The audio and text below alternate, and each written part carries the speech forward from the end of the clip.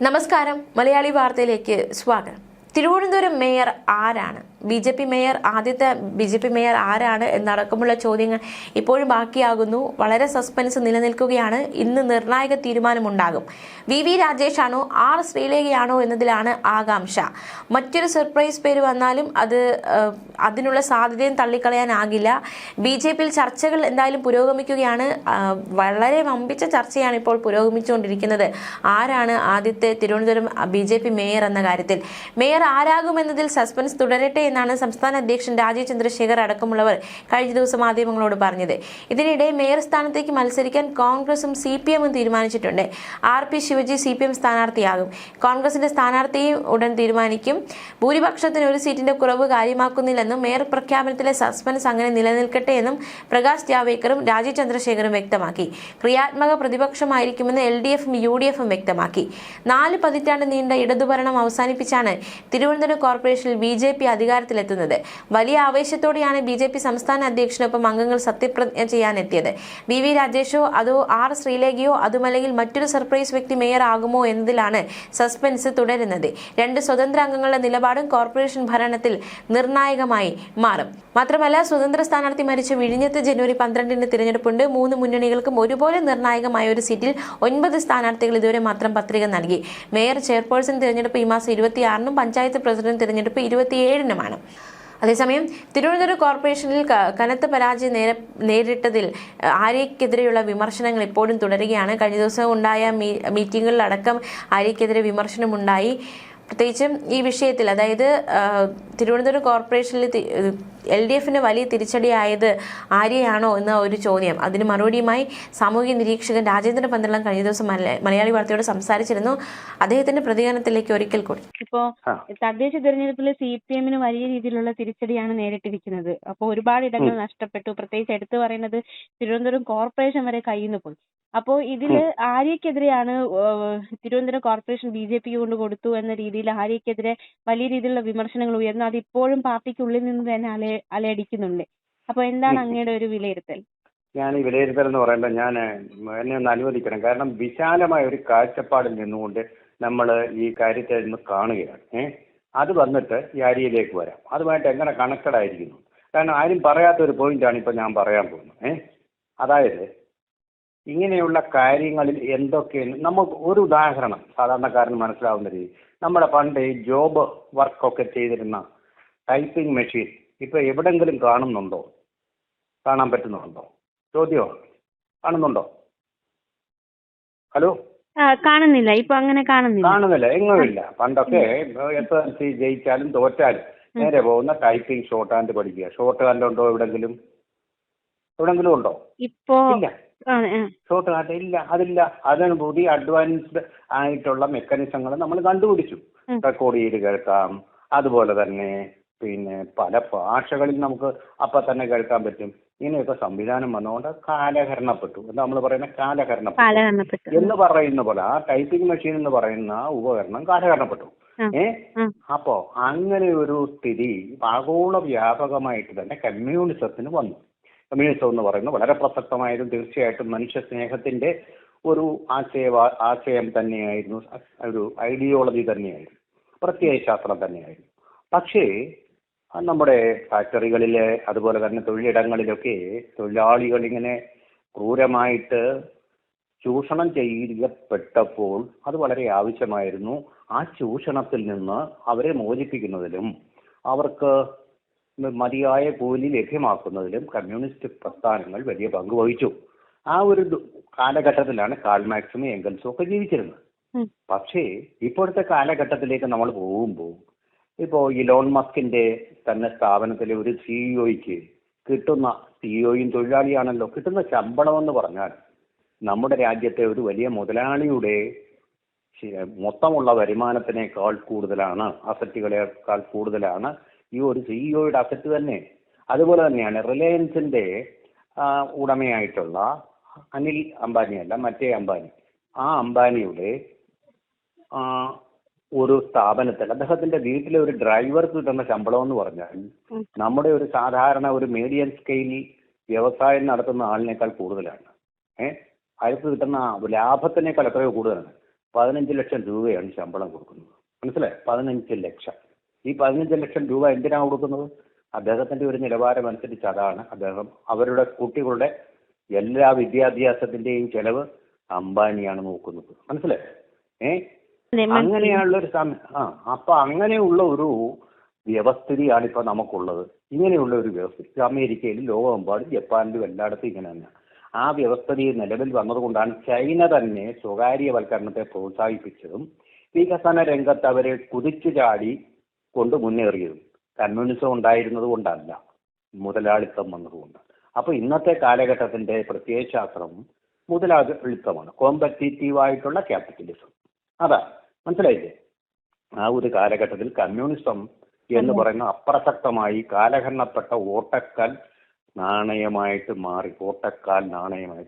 മാറി.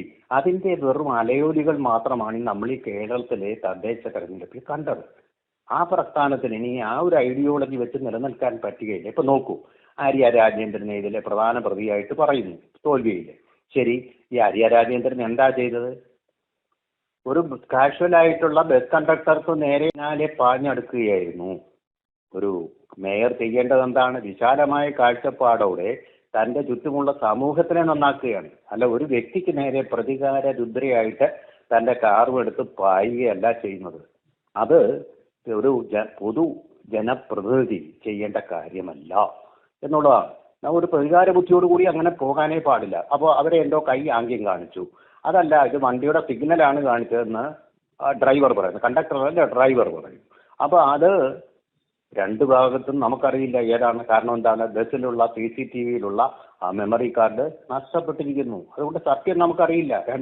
അപ്പൊ ഇതിന്റെ കാര്യത്തിൽ ഒരു തീരുമാനം ഇരുപക്ഷത്തിനും ഉത്തരവാദിത്വം ഉണ്ട്. സത്യം ഏതാണെന്നുള്ളത് കോടതി പറയും. ഇപ്പൊ വീണ്ടും അവർക്ക് നോട്ടീസ് കിട്ടിയിട്ടുണ്ടല്ലോ, അവരെ പ്രതി ചേർത്തുകൊണ്ടുള്ള നോട്ടീസ് വീണ്ടും വന്നിട്ടുണ്ട്. അപ്പൊ അതിനു മുമ്പേ ഒരു കൺക്ലൂഷൻ എത്തി അവരെ അങ്ങ് കുറ്റവിമുക്തമാക്കുക എന്ന് പറയുന്നത് ശരിയായിട്ടുള്ള നടപടിയല്ല. എന്നാൽ അതിലും പ്രധാനം, ഈ സ്ത്രീ ആർക്ക് നേരെയാണ് അവര് അതിക്രമം കാണിച്ച് പ്രതികാര ദുർഗയായിട്ട് കണ്ണകിയെ പോലെ പോയത്? ഒരു തൊഴിലാളി വർഗത്തിന്റെ പ്രതിനിധിക്ക് നേരെ. വെറും തുച്ഛമായ ശമ്പളത്തിന് KSRTC ബസിന്റെ സ്റ്റിയറിംഗ് തിരിക്കുന്ന ഒരു തൊഴിലാളി, ആ തൊഴിലാളി വർഗത്തിന്റെ ദത്തുപുത്രൻ എന്നാണ് EMS അറിയപ്പെട്ടിരുന്നത്. ആ തൊഴിലാളി വർഗത്തിന്റെ ദത്തുപുത്രന് നേരെ അവരെ ആക്രമണം അഴിച്ചുവിട്ടു. വണ്ടി നിർത്തി അവിടുത്തെ യാത്രക്കാരുടെ സൗകര്യം നോക്കാതെ അവരെ ബുദ്ധിമുട്ടിലാക്കിക്കൊണ്ട് പൊതുനിരത്തിൽ വളരെ അപകടകരമായ രീതിയിൽ സീബ്ര ലൈനിൽ അത് കുറുകെ കടന്നു പോകേണ്ട യാത്രക്കാരെ ഓർക്കാതെ തടഞ്ഞു നിർത്തി എന്ന് പറയുമ്പോൾ അവർ ചക്രവർത്തിനിയോ അതിനപ്പുറമുള്ള മഹാറാണിയോ ഒക്കെയാണെന്നുള്ളൊരു ഭാവമാണ് അതിലുള്ളത്. തൊഴിലാളി വർഗത്തോടെ തന്റെ ചുറ്റുമുള്ള താൻ ഭരിക്കുന്ന നഗര പിതാവാണല്ലോ, നഗരത്തിന്റെ ഒരു സംരക്ഷക എന്നുള്ള ദൗത്യം മറന്നുകൊണ്ട് നഗരത്തിനെ സംഹരിക്കുന്ന ഒരാളായിട്ട് മാറി. മനസ്സിലായില്ലേ? അപ്പൊ തൊഴിലാളി സ്നേഹയോടെ പോയി അവിടെ. അപ്പൊ ഇങ്ങനൊരു അങ്ങനെ ആംഗ്യമാണെങ്കിൽ പറയണം, ഗണേഷ് കുമാർ അവരുടെ തന്നെ മുന്നണിയുടെ മന്ത്രിയാണല്ലോ, ഇങ്ങനെയൊക്കെ ഡ്രൈവർമാർക്ക് ക്ലാസ് എടുത്തു കൊടുക്കണം, മോശമായിട്ട് വലിയ പോകുന്ന ആ വണ്ടി പോകുന്ന ആൾക്കാരോട് പെരുമാറാൻ പാടില്ല എന്ന്. അത് മതി. അപ്പൊ തന്നെ പൊതുവായിട്ടല്ലേ വേണ്ടത്? ഒരു വ്യക്തി മാത്രം എടുത്തു നിർത്തിയാണോ ഈ കാര്യങ്ങൾ ഒരു പ്രതികാരം പോലെ നമ്മൾ സാധാരണക്കാർ ചെയ്യുന്ന പോലെ ചെയ്യേണ്ട ആളല്ലല്ലോ ഒരു മേയർ. അന്തസ്സും മാന്യതയും അതുപോലെ തന്നെ മാതൃകാപരമായി പെരുമാറുകയും ചെയ്യേണ്ടതാണ്. അതെങ്ങനെയാണ് നഷ്ടം വന്നു? ആ പെരുമാറ്റം കമ്മ്യൂണിസ്റ്റുകാർ പണ്ട് പാലിച്ചിരുന്നു, ആ അന്തസ്സ് പാലിച്ചിരുന്നു. അത് കൈമോശം വന്നത് എന്തെന്ന് വെച്ചാൽ അവരുടെ ആ ആശയം അവരിൽ തന്നെ ഇല്ലാതായിരിക്കുന്നു, ഉറവ പറ്റിയിരിക്കുന്നു, ഊഷരമായിട്ടുള്ള ഒരു ഒന്നായിരിക്കുന്നു. പാർലമെന്ററി വ്യാമോഹവും പ്രതികാര രുദ്രതയും ഒക്കെ അവരെ വല്ലാതെ ബാധിച്ചിരിക്കുന്നു. കേവലം കമ്മ്യൂണിസ്റ്റുകാരല്ലാത്ത സാധാരണക്കാരെ പോലെ അവർ പെരുമാറാൻ തുടങ്ങിയിരിക്കുന്നു. സമൂഹത്തിന് വേണ്ടിയല്ല, തങ്ങൾക്ക് വേണ്ടിയിട്ട് തങ്ങളുടെ അഭിമാനം, തങ്ങളുടെ സമ്പത്ത്, തങ്ങളുടെ ലാഭം, തങ്ങളുടെ അഴിമതി, തങ്ങളുടെ കുടുംബം എന്നുള്ള ചുരുക്ക രൂപത്തിലേക്ക് അവർ അധപ്പതിച്ചിരിക്കുന്നു. എല്ലാ കമ്മ്യൂണിസ്റ്റുകാർക്കും സംഭവിച്ചിരിക്കുന്ന ഒരു ജീർണതയാണ്. ആ ജീർണതയാണ് ഇപ്പോ കമ്മ്യൂണിസ്റ്റ് പാർട്ടിയെ കേരളത്തിലും ബാധിച്ചിരിക്കുന്നത്. ഇത് തിരുവനന്തപുരത്തിന്റെ കാര്യം മാത്രമല്ല, സമസ്ത ഇന്ത്യയിലും ഇത് തന്നെയാണ് സംഭവിക്കുന്നത്. BJPയുടെ കടന്നുവരവെന്ന് പറയുന്നത് ആ മുതലാളിത്തത്തിന്റെ പക്ഷം, വലതുപക്ഷം, അതാണ് ഇന്നത്തെ ഒരു ട്രെൻഡ്, ആ ട്രെൻഡിനനുസരിച്ചും ആ ടെൻഡൻസിക്കും അനുസരിച്ചും നിൽക്കുന്നതുകൊണ്ടാണ് BJPക്ക് ജയിക്കാൻ കഴിയുന്നത്. അത് വലിയ തീർച്ചയായിട്ടും ആ BJP വരുന്ന സ്ഥലങ്ങളിലൊന്നും CPM-ന് പിടിച്ചു നിൽക്കാൻ കഴിയുകയില്ല, തിരോഭവിക്കും.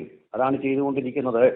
അവിടെ CPM-നോട് കൂട്ടുകൂടുന്ന കക്ഷികൾക്കും നാശം സംഭവിക്കും എന്നുള്ളതാണ് നമ്മളിപ്പോൾ ഈ തെരഞ്ഞെടുപ്പിൽ കണ്ടത്. അപ്പൊ അങ്ങനെയുള്ളൊരു മാറ്റത്തിന്റെയാണ്. ആര്യ രാജേന്ദ്രന് തീർച്ചയായിട്ടും അഹങ്കാരമുണ്ടായിരുന്നു. നമ്മളിത് പലതവണ നമ്മുടെ ചർച്ചകളിൽ പറഞ്ഞു. CPM ഒരു നടപടി അന്നെടുത്തില്ലല്ലോ.